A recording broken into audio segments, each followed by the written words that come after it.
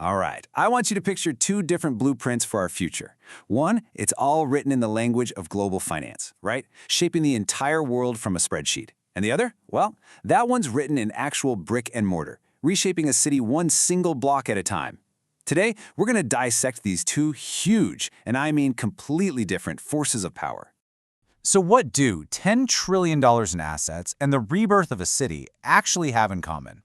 I mean, it's a question that really gets to the heart of what power looks like today, doesn't it?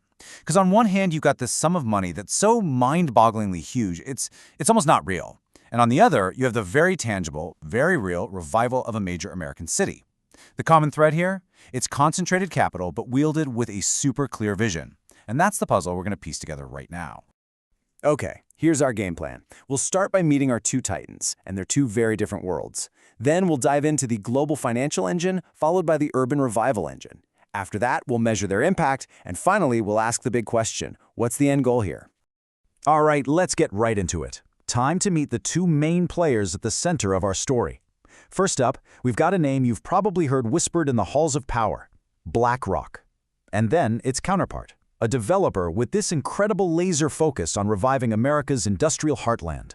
And wow, the contrast here is just stark. You've got BlackRock, this absolute financial behemoth, managing a staggering $10 trillion in what they call assets under management, or AUM. Then on the other side, an urban developer making a $7.5 billion bet on the physical revival of just two American cities. I mean, it's the classic story, right? Global scale versus deep local impact. So let's kick things off with the financial titan, BlackRock. And you got to understand, this isn't just a company that plays in the market. As you're about to see, in a lot of ways, it kind of is the market. $10 trillion. I mean, just let that number sink in for a second. It's so big it almost sounds fake, right? To put it into perspective for you, that is more than the GDP of every single country on Earth except for the US and China. This isn't just some big number on a screen, folks. This is a concentration of financial power unlike anything we have ever seen in human history, period.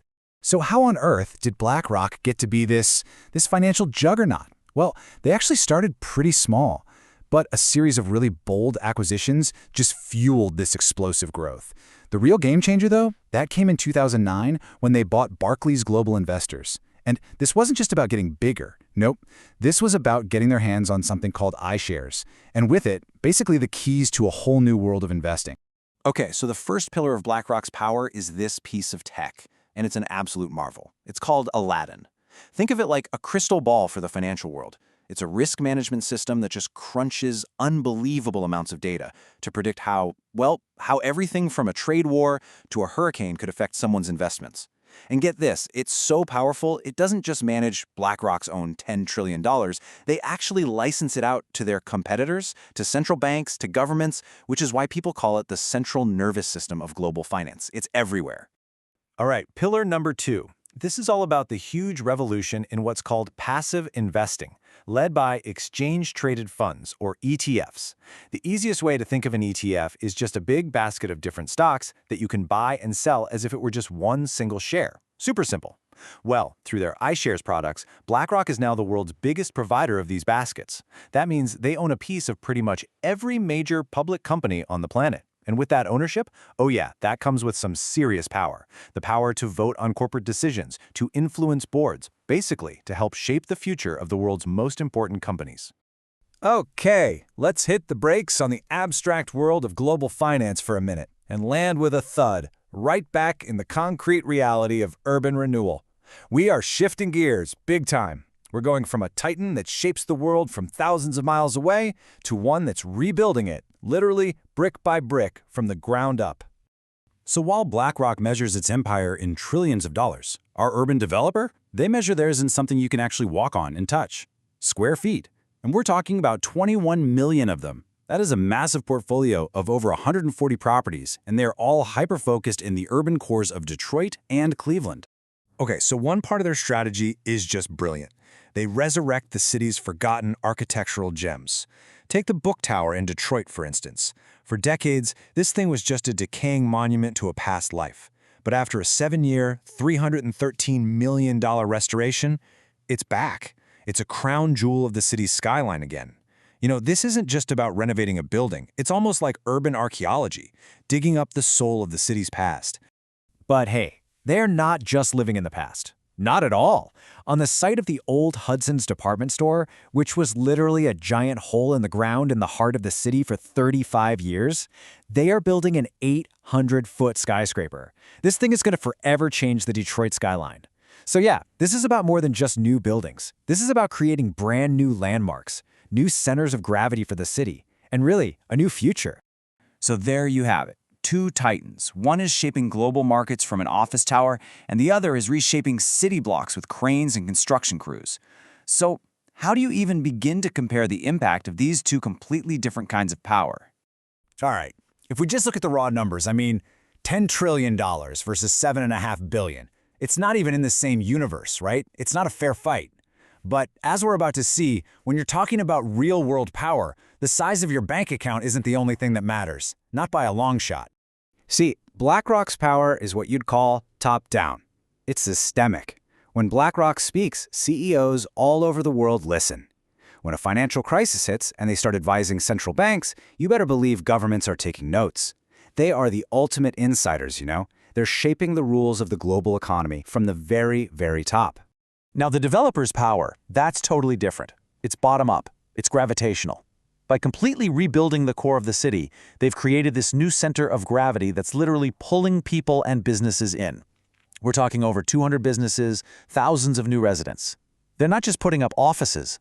They're building a whole new urban ecosystem. They are physically changing how people live, work, and connect with each other in that city. And this is where the developer's impact just becomes undeniable. 21,000 local jobs. That's not some abstract number on a spreadsheet. That is 21,000 families with a new sense of hope, a new opportunity. And that right there, that highlights the fundamental difference between our two titans, doesn't it? One moves capital around the globe. The other moves actual lives.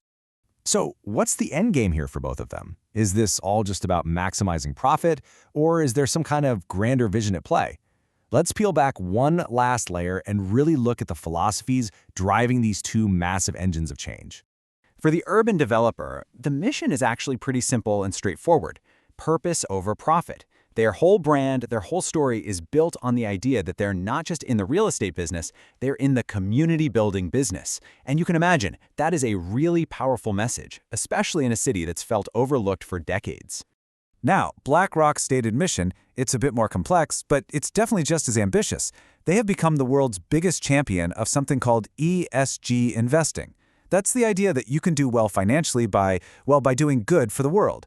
They claim they're using their $10 trillion of leverage to push companies to be better on environmental and social issues. Now, of course, critics will argue it's more of a marketing gimmick than a real commitment, just a way to put a nice, friendly face on their incredible power. And that brings us right to the final and maybe the most critical question of all.